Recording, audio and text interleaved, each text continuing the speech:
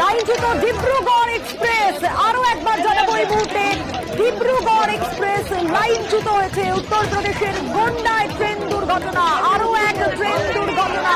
আবারও স্বাভাবিকভাবে যাত্রী সুরক্ষা নিয়ে প্রশ্ন উঠছে। আরো বিস্তারিত আবির আমাদের জানাবে। আবির, কিভাবে ঘটলো এই দুর্ঘটনা, কি অবস্থা?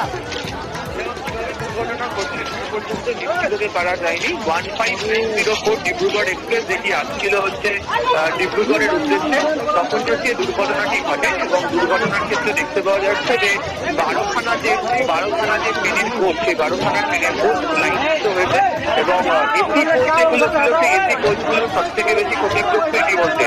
এবং লাইন থেকে ট্রেন দেখতে পাওয়া যাচ্ছে যে লাইন থেকে সরে গিয়ে পাশের যে মাঠে সেখান থেকে পড়ে রয়েছে কোচ।